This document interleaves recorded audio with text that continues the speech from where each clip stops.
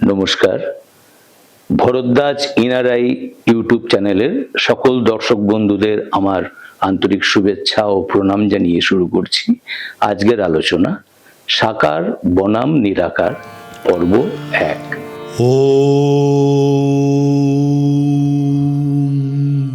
আমার আজকের এই আলোচনা যারা ঈশ্বরের অস্তিত্বে বিশ্বাসী তাদের জন্য।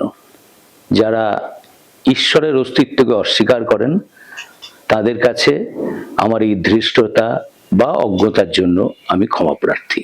ঈশ্বর কি আর ভগবানই বা কি, এই দুটো শব্দের অর্থ আগে একটু বোঝা দরকার। প্রাচীন শাস্ত্র বলছে যশ, বীর্য, ঐশ্বর্য, শ্রী, জ্ঞান ও বৈরাগ্য, এই 6টি গুণকে বলে ভগ। আর যার মধ্যে এই 6টা গুণ থাকে, পুংলিঙ্গে তাকে আমরা বলি ভগবান, স্ত্রীলিঙ্গে তাকে আমরা বলি ভগবতী। ভগবান বা ভগবতী মানেই কিন্তু ঈশ্বর নন। ঈশ্বর এই সব কিছুর ঊর্ধ্বে, তিনি ত্রিগুণাতীত, তিনি নিরাকার পরব্রহ্ম, তিনি বাক্য মনের অতীত। তিনি যে কি তা মুখে বলা যায় না, তাকে জ্ঞান এবং বৈরাগ্য দ্বারা হৃদয়ে উপলব্ধি করতে হয়। ঠাকুর শ্রীরামকৃষ্ণ দেবও বলছেন ব্রহ্ম কি তা মুখে বলা যায় না, ব্রহ্মই একমাত্র শব্দ যা এখনো উচ্ছিষ্ট হয়নি।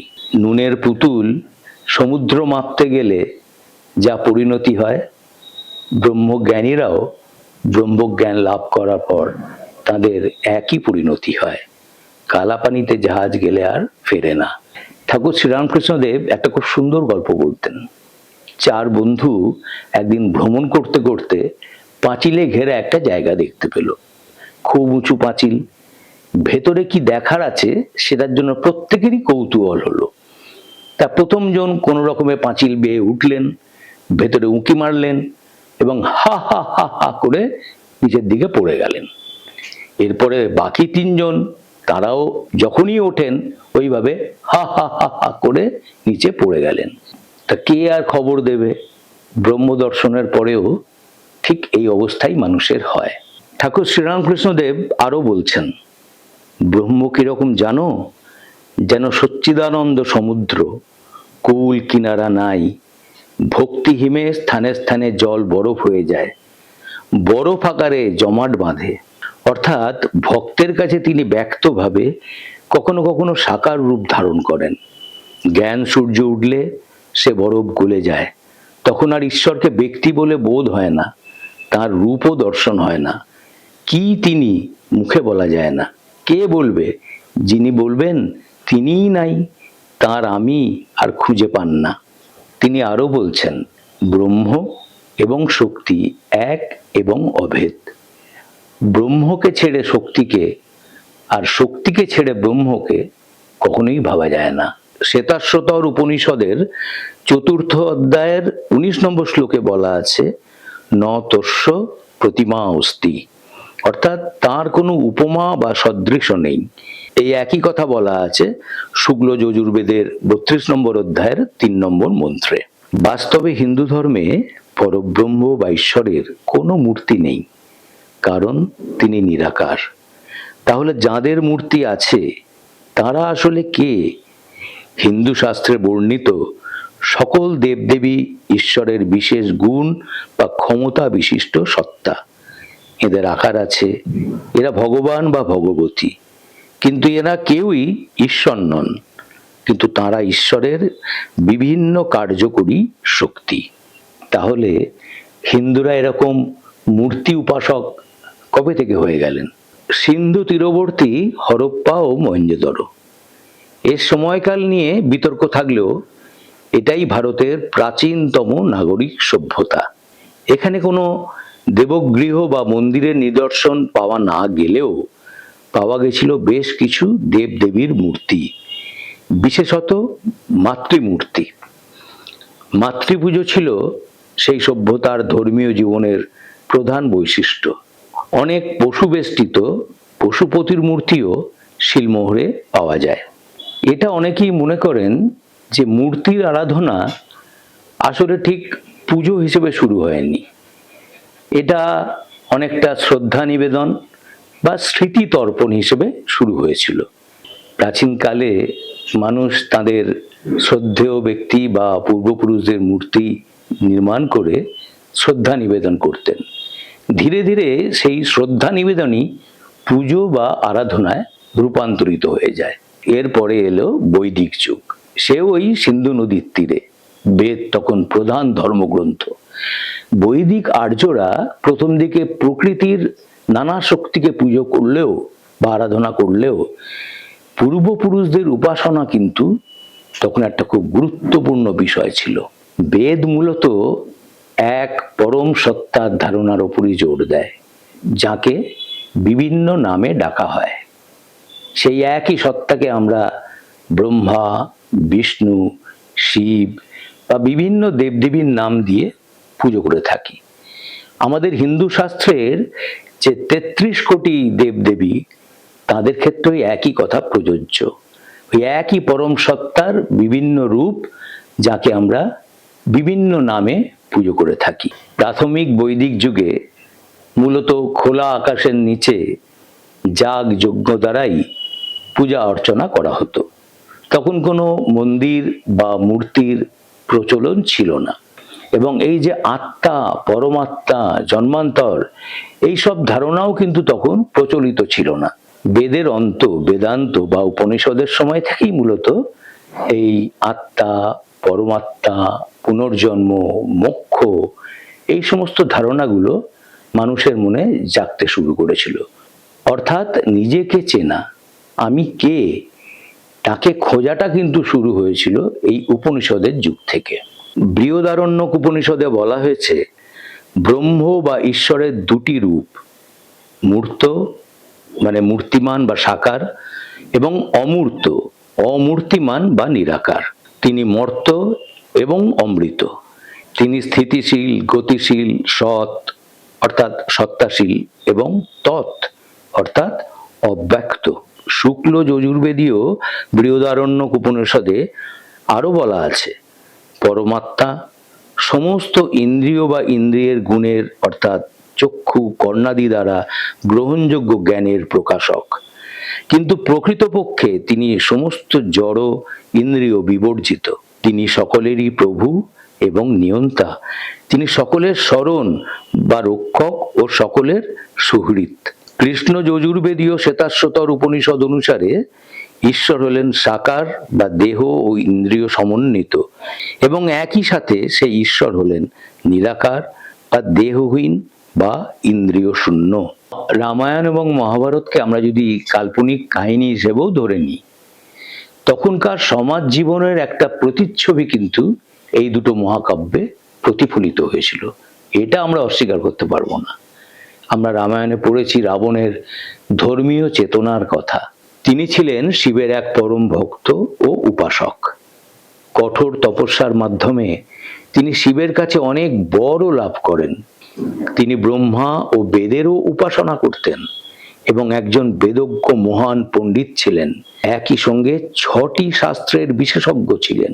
হিন্দু শাস্ত্রে বসন্তকালে যে বাসন্তী পুজোর মধ্যে দিয়ে দুর্গা পুজোর প্রচলন ছিল, তার একটা আভাস কিন্তু রামায়ণে পাওয়া যায়।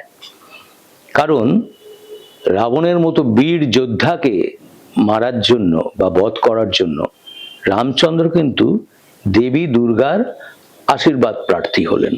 কিন্তু তখন ছিল শরৎকাল, আর হিন্দু পঞ্জিকাতে শরৎকালকে দেব পুজোর উপযুক্ত সময় বলে ধরা হতো না। তখন করণীয় কি? শ্রীরামচন্দ্র বিল্ল বৃক্ষতলে অকাল বোধন করলেন শরৎকালে, করে মা দুর্গার পুজোর প্রবর্তন করলেন। অর্থাৎ তখন তাহলে মূর্তি পুজোর কনসেপ্ট কিন্তু চলে এসেছিল। এই প্রসঙ্গে কিন্তু একটা গল্প প্রচলিত আছে। যখন শ্রীরামচন্দ্র রাবণকে বধ করার জন্য অকাল বোধনের আয়োজন করলেন, তখন নাকি পুরোহিত পাওয়া যাচ্ছিল না। স্বয়ং ব্রহ্মা তখন রামচন্দ্রকে নির্দেশ দেন, রাবণকে লঙ্কা থেকে আনা হোক। কারণ রাবণ ছিলেন তখন সর্বশ্রেষ্ঠ পুরোহিত। সেই মতো রাবণকে আনা হলো লঙ্কা থেকে। আর রাবণ সংকল্প মন্ত্র উচ্চারণ করার সময় বললেন, রাবণস্য বধার্থায়, ইত্যাদি ইত্যাদি আরো যা মন্ত্র আছে। মানে নিজের মৃত্যুর সংকল্প তিনি নিজেই করছেন। এইসব কাহিনীর সত্য মিথ্যা যাচাই করাটা কিন্তু আমার আজকের লক্ষ্যবস্তু নয়। এই কাহিনীর মাধ্যমে আমি একটাই সিদ্ধান্তে পৌঁছতে চাইছি যে রামায়ণের যুগে মূর্তি পুজোর প্রবর্তন বা প্রচলন হয়েছিল। বিভীষণ কিন্তু শ্রীরামচন্দ্রকে ঈশ্বর জ্ঞানে পুজো করতেন। আবার শ্রীরামচন্দ্র যখন হনুমানজিকে বলছেন, হে হনুমান, তুমি আমাকে কিভাবে দেখো? হনুমানজি বলছেন, যখন আমি ও আমার বোধ থাকে তখন দেখি তুমি পূর্ণ, আমি অংশ, তুমি প্রভু, আমি তোমার দাস। কিন্তু যখন তত্ত্বজ্ঞান হয় তখন দেখি তুমিই আমি, আমি তুমি। অর্থাৎ তত্ত্বজ্ঞান হলে আত্মা এবং পরমাত্মার এই দ্বৈত সত্তা কিন্তু বিলুপ্ত হয়ে যায়। একেই বলে অদ্বৈতবাদ।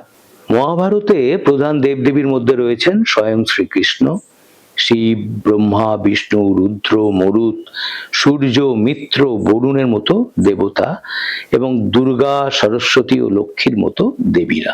দ্রৌপদী যে শ্রীকৃষ্ণকে ঈশ্বর জ্ঞান করতেন সেটা সেদিনই বোঝা গেছিল যখন কৌরবদের সভায় তার বস্ত্রহরণের সময় তিনি লজ্জা নিবারণের জন্য এক মনে শুধু শ্রীকৃষ্ণকে ডেকেছিলেন এবং শ্রীকৃষ্ণ তাকে রক্ষা করেছিলেন। ভীষ্ম তার সরসজ্জায় শায়িত অবস্থায় শ্রীকৃষ্ণকে ঈশ্বর বলে মান্যতা দিয়েছিলেন। আমার মনে হয় মহাভারতের পরবর্তী যুগেই যখন ভক্তিবাদ বা ভক্তি আন্দোলন খুব জনপ্রিয় হয়ে ওঠে তখনই এই মূর্তি পুজো ঘরে ঘরে ছড়িয়ে পড়ে। শ্রীরামকৃষ্ণ বলতেন, জ্ঞানযোগ বড় কঠিন, দেহবুদ্ধির লেশমাত্র থাকলে তত্ত্বজ্ঞান লাভ হয় না, কর্মযোগও কঠিন। তিনি বলেছেন, ভক্তিযোগী যুগ ধর্ম। তাই এই ভক্তিবাদ যত জনপ্রিয় হতে শুরু করে ততই এই মূর্তি পুজোর প্রচলন কিন্তু হিন্দু সমাজে জনপ্রিয় হয়ে ওঠে। বৌদ্ধ এবং জৈন ধর্মতেও মূর্তি পুজো প্রচলিত, কারণ বুদ্ধদেবকে এবং মহাবীরকে তার ভক্তরা সাক্ষাৎ অবতার জ্ঞানেই পুজো করতেন। বিভিন্ন বৌদ্ধ মঠগুলোতে অনেক দেবদেবীর পূজা করা হয় এবং জৈন ধর্মতেও যে আমাদের মূর্তি পুজো প্রচলিত ছিল সেগুলো মথুরা থেকে প্রাপ্ত অনেক মূর্তি থেকে প্রমাণিত হয়। এরপরে এলেন যীশু খ্রিস্ট এবং মোহাম্মদ, পৃথিবীর দুটি বৃহত্তম ধর্মের প্রবর্তক। খ্রিস্টানদের বিশ্বাস ঈশ্বর ত্রিগুণাতীত। তাদের বিশ্বাস ঈশ্বর এক সত্তা হলেও তিনটি ভিন্ন রূপে বিদ্যমান, পিতা, পুত্র অর্থাৎ জিসাস এবং পবিত্র আত্মা। এই ধারণা অনুযায়ী ঈশ্বর এক এবং অদ্বিতীয়, কিন্তু তিনি পিতা, পুত্র এবং পবিত্র আত্মা এই তিন সত্তার মাধ্যমে প্রকাশিত হন, যারা সহ সমান ও সহ অনন্ত। এখানে পিতা সৃষ্টিকর্তা ও শাসক হিসেবে বিবেচিত, পুত্র অর্থাৎ যীশু খ্রিস্ট ঈশ্বরের পুত্র এবং ত্রাণকর্তা হিসেবে পরিচিত, আর পবিত্র আত্মা ঈশ্বরের সৃজনশীল অনুপ্রেরণামূলক শক্তি হিসেবে কাজ করে। খ্রিস্টান ধর্মের মানুষরা ঈশ্বরের পুত্র জিসাসকে ঈশ্বর জ্ঞানী আরাধনা করেন। পুত্রের মধ্যেই সেই পিতার অস্তিত্বকে তারা খুঁজে পান। বেশিরভাগ খ্রিস্টানদের বিশ্বাস যিশু ঈশ্বর এবং মানুষ উভয়ই। তিনি ঈশ্বরের পুত্র এবং মানব রূপে ঈশ্বরের অবতার। যিশু ঈশ্বরের সমস্ত চিরন্তন গুণাবলীর অধিকারী। তিনি এমন কিছু কাজ করেছিলেন যা শুধুমাত্র ঈশ্বরই করতে পারেন। তাই প্রত্যেক চার্চে আমরা যীশু খ্রিস্টের ছবি বা মূর্তি দেখতে পাই। ইসলাম ধর্মের মানুষরা কিন্তু সম্পূর্ণ নিরাকারবাদী। ইসলাম অনুসারে আল্লাহ এক এবং অদ্বিতীয় এবং তিনি সকল ক্ষমতার উৎস। তিনি সবকিছুর সৃষ্টিকর্তা এবং তার কাছেই সবকিছু প্রত্যাবর্তন করে। আল্লাহর কোনো অংশীদার নেই এবং তিনিই একমাত্র উপাসনার যোগ্য সত্তা। তাদের বিশ্বাস, ইসলামের সর্বশেষ নবী বা রাসূল হিসেবে আল্লাহই মুহাম্মদকে প্রেরণ করেছিলেন এবং আল্লাহর কাছ থেকে প্রাপ্ত কোরআন মুহাম্মদ জনগণের কাছে পৌঁছে দিয়েছিলেন। মুহাম্মদের জীবনী এবং বাণী তাদের কাছে একমাত্র আদর্শ এবং অনুসরণীয়। মুহাম্মদের দেখানো পথই সঠিক ইসলাম। ইসলাম ধর্ম সাকারবাদকে সম্পূর্ণরূপে অস্বীকার করে। শিখ শব্দের অর্থ হলো শিক্ষার্থী বা শিষ্য। শিখ ধর্মের মানুষরা নিজেদের প্রতিষ্ঠাতা গুরু নানক এবং তার পরবর্তী যে 9 জন উত্তরসূরি আছেন তাদের অনুসারী ও উপাসক। গুরুদ্বারাগুলোতে এদের ছবি দেখা যায় এবং তারা নিত্য পুজো পান। ইসলামী, মুঘল বা ব্রিটিশ শাসনকালেও কিন্তু হিন্দুদের মূর্তি পুজো থেমে থাকেনি। রামপ্রসাদ সেন, কমলাকান্ত ভট্টাচার্য, এদের মতন কালী সাধকরা, কৃষ্ণপ্রেমে মাতোয়ারা শ্রী চৈতন্যদেব বা মঙ্গলকাব্য রচয়িতারা, এরা কিন্তু ভক্তি আন্দোলনকে অনেকটা এগিয়ে নিয়ে গেছিলেন এবং এই ভক্তি আন্দোলনের মধ্যে দিয়েই তারা সাকারবাদকে আরো সুপ্রতিষ্ঠিত করে দিয়েছিলেন। কিন্তু এই সাকারবাদ বা ভক্তিবাদের আড়ালেই ধীরে ধীরে গজিয়ে উঠল পুরোহিতবাদ বা পুরোহিততন্ত্র। এক শ্রেণীর পুরোহিতরা শুধুমাত্র নিজেদের ব্যক্তি স্বার্থ চরিতার্থ করার জন্য পুরো সমাজটাকে কুসংস্কারে আচ্ছন্ন করে ফেলল। নারীদের জন্য জীবন হয়ে উঠল দুর্বিষহ। নানা রকম অনুশাসন দ্বারা তারা সমাজকে নিজেদের কুক্ষিগত করে রাখলো। বর্ণাশ্রমের অপব্যবহার করে এনারা তৈরি করলেন বর্ণবিদ্বেষ বা অস্পৃশ্যতা। এই সময় বাংলায় শুরু হলো নবজাগরণ। শিক্ষিত সমাজ এই পুরোহিত তন্ত্রের বিরুদ্ধে কিন্তু প্রতিবাদী হয়ে উঠল।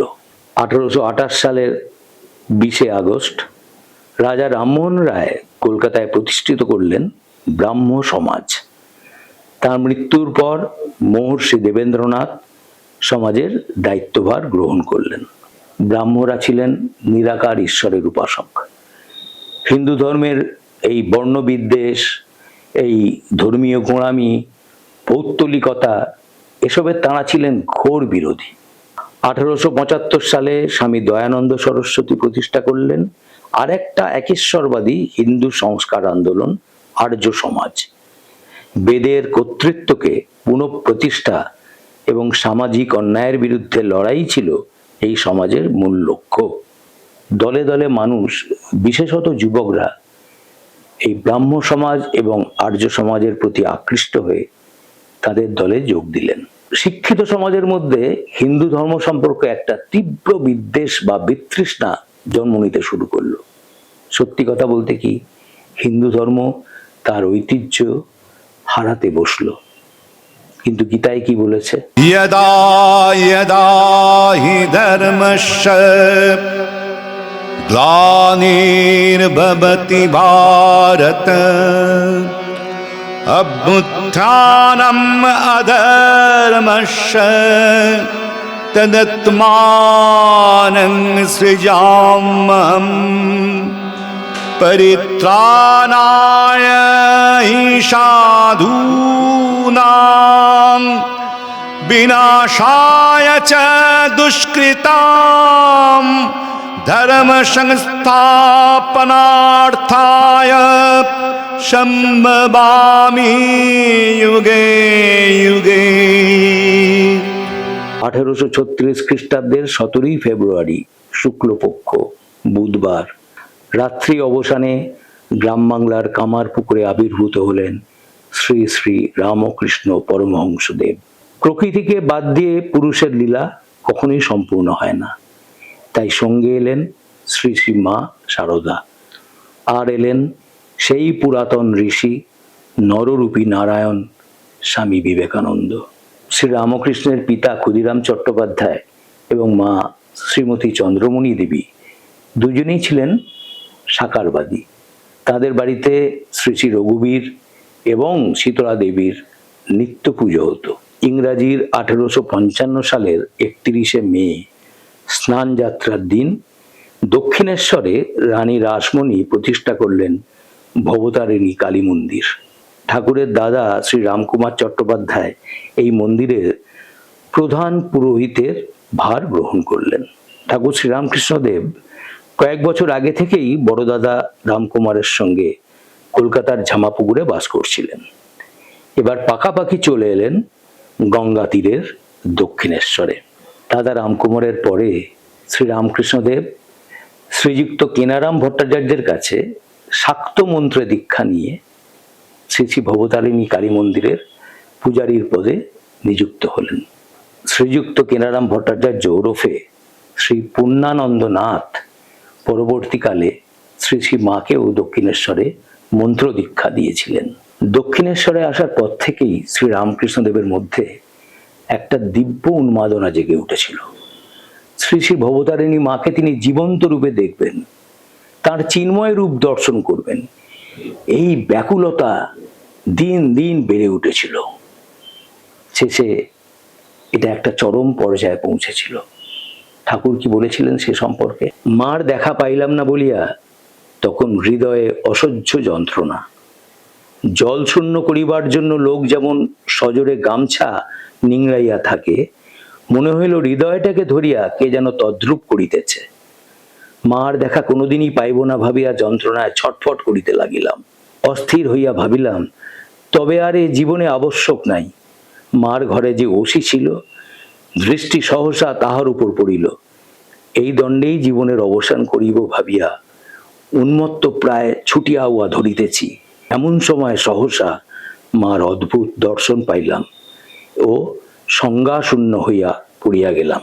কিরকম ছিল সেই দর্শন, সেই বর্ণনাও শ্রীরামকৃষ্ণদেব নিজে মুখে বলে গেছেন। ঘর দ্বার মন্দির সব যেন কোথায় লুপ্ত হইল, কোথাও যেন আর কিছুই নাই। আর দেখিতেছি কি এক অসীম অনন্ত চেতন জ্যোতি সমুদ্র, যেদিকে যতদূর দেখি চারিদিক হইতে তার উজ্জ্বল উর্মিমালা তর্জন গর্জন করিয়া গ্রাস করিবার জন্য মহাবেগে অগ্রসর হইতেছে। দেখিতে দেখিতে উহারা আমার উপর নিপতিত হইল এবং আমাকে এককালে কোথায় ভাসাইয়া দিল। হাঁপাইয়া হাবুডুবু খাইয়া সংজ্ঞাশূন্য হইয়া পড়িয়া গেলাম। শ্রীরামকৃষ্ণদেবের এই প্রথম দর্শনের বিবরণটা পড়ে আমরা বুঝতে পারি সেটা ছিল নিরাকার ব্রহ্মের দর্শন। শ্রীরামকৃষ্ণদেব সচ্চিদানন্দ মহাসাগরে ডুবে গেছিলেন। আর্তকণ্ঠে শুধু মা মা শব্দ উচ্চারণ করতে পেরেছিলেন। রামপ্রসাদ সেন সম্পর্কে আমরা পড়েছি যে তিনি বালিকা রূপে আদ্যাশক্তি মহামায়াকে দর্শন করেছিলেন। শ্রীরামকৃষ্ণদেব পরব্রহ্ম বা আদ্যাশক্তি মহামায়াকে বহুবার দর্শন করেছেন নানা রূপে। এমনকি মা ভবতারিণীর মৃন্ময়ী রূপের আড়ালে চিন্ময়ী রূপের সঙ্গে তিনি কথাবার্তাও বলতেন। বেদ বেদান্ত বিভিন্ন ধর্মশাস্ত্রের সার কথা মায়ের মুখ থেকেই তিনি শুনেছিলেন। মাই তাকে সব শিখিয়ে বুঝিয়ে দিয়েছিলেন এবং পরবর্তীতে তার মুখ থেকেই সেই কথা অমৃত রূপে বর্ষিত হতো।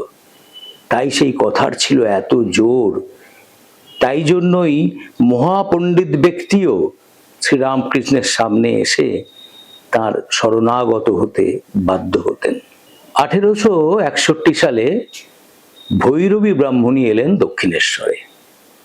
তিনি নির্দেশ পেয়েছিলেন গঙ্গা তীরে এমন একজন মানুষ আছেন, তাকে তন্ত্র দীক্ষা তাকে দিতে হবে।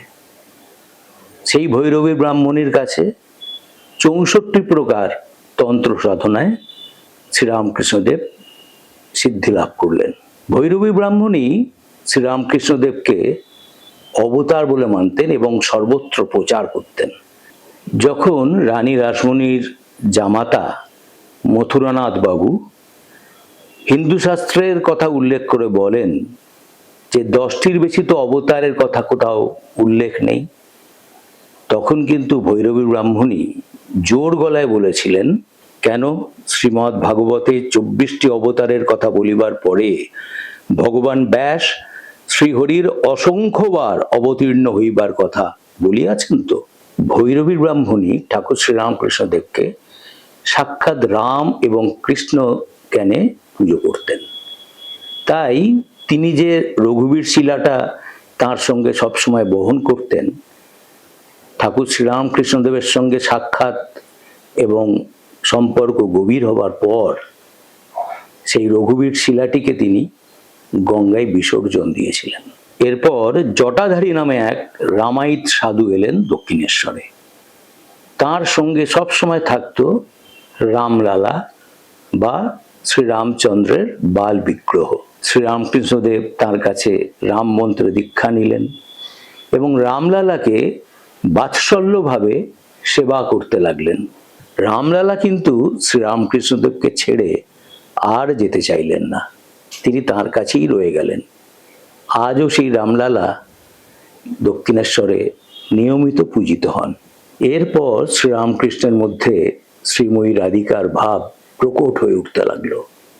এই সময় তিনি মহিলাদের মতো বেশভূষা করতেন, মহিলাদের সঙ্গেই থাকতেন।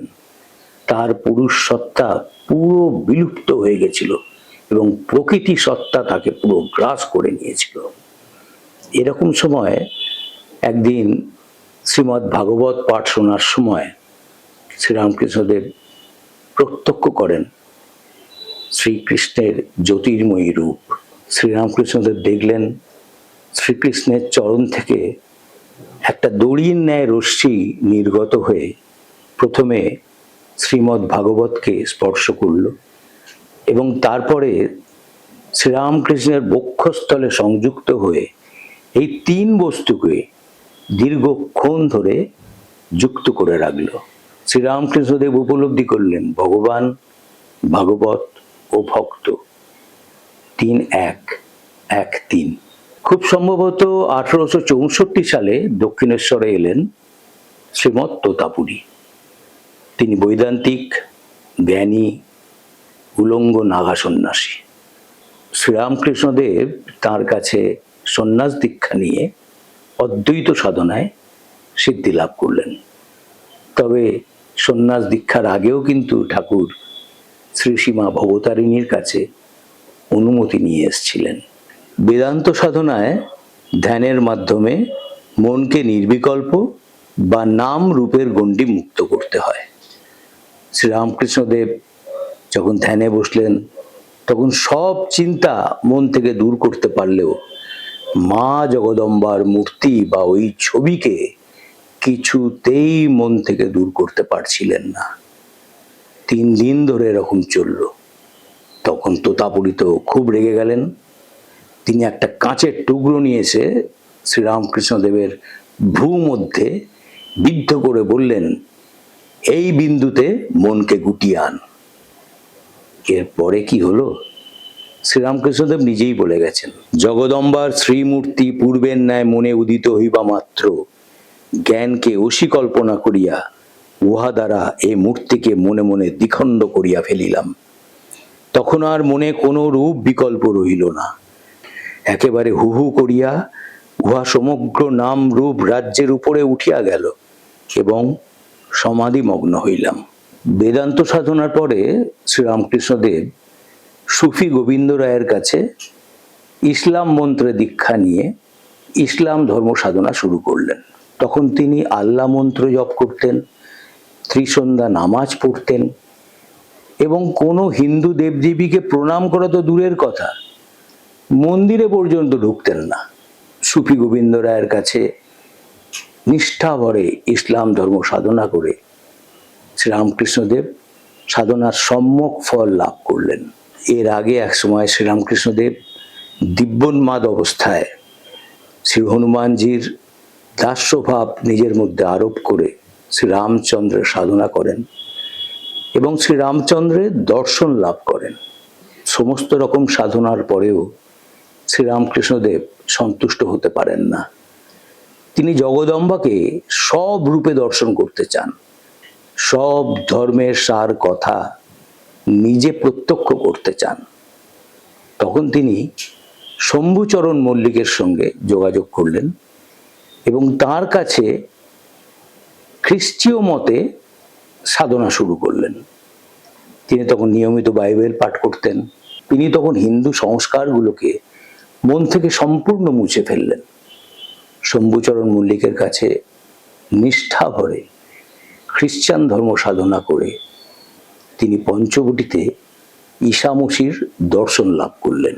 শ্রীরামকৃষ্ণদেব বৌদ্ধ, জৈন, শিখ এই সমস্ত ধর্মাবলম্বী ধর্ম প্রচারকদের সঙ্গেও যখনই সম্ভব হতো কথাবার্তা বলতেন, তাদের পূজা অর্চনা ইত্যাদি শুনতেন। তার কারণ তিনি সমস্ত ধর্মের সার কথাকে নিজে উপলব্ধি করতে চেয়েছিলেন। তাই তিনি পরবর্তীকালে বলতে পেরেছিলেন যে যত মত তত পথ। এইভাবে সর্বপ্রকার সাধনা সম্পন্ন করে ফলহারিণী কালী পুজোর দিনে শ্রী শ্রী মা সারদা দেবীকে সাক্ষাৎ দেবী জ্ঞানে ষোড়শোপচারে পুজো করে শ্রীরামকৃষ্ণদেব সাধনার পরিসমাপ্তি ঘটালেন। পরব্রহ্ম বা আদ্যাশক্তি মহামায়ার চিন্ময়ী রূপকে শ্রীরামকৃষ্ণদেব বহুবার বহু রূপে দর্শন করেছিলেন। তাই তিনি জোর গলায় বলতেন, তাকে দেখা যায়, তার সঙ্গে কথা বলা যায়, কিন্তু তার জন্য দরকার ব্যাকুলতা। কিরকম ব্যাকুলতা? সতীর পতির প্রতি টান, বিষয়ের ওপর টান এবং মায়ের সন্তানের ওপর টান। এই তিন টানের মিলিত শক্তি একত্রিত হয়ে যদি কারো ব্যাকুলতার মধ্যে দেখা যায় ঈশ্বরকে পাওয়ার জন্য, তাহলে ঈশ্বর দেখা দেন। কারণ তিনি যেমন নিরাকার তেমন সাকারও। তিনি কি হতে পারেন সেটা আমাদের কল্পনার অতীত। আমি এই অনুষ্ঠানের থাম্বনেইলে কেন শ্রীরামকৃষ্ণদেবের ছবি দিয়েছি সেটা নিশ্চয়ই কারো বোঝার অসুবিধা হওয়ার কথা নয়। কারণ আমি জীবনে এমন কোনো সাধকের জীবনী কোনোদিন পড়িনি যিনি শ্রীরামকৃষ্ণদেবের মতন সমস্ত রকম সাধনা নিজের জীবন দিয়ে প্রত্যক্ষ করে গেছেন। তাই তিনি বিশ্বাসের সঙ্গে জোর গলায় বলতেন, হ্যাঁ আমি ঈশ্বরকে দেখেছি, তার সঙ্গে কথা বলি, তোকেও দেখাতে পারি। আর স্বামী বিবেকানন্দের ছবি কেন দিয়েছি সেটা বুঝতে গেলে আপনাকে সাকার বনাম নিরাকারের দ্বিতীয় পর্ব অবশ্যই দেখতে হবে। নমস্কার, সবাই খুব ভালো থাকবেন।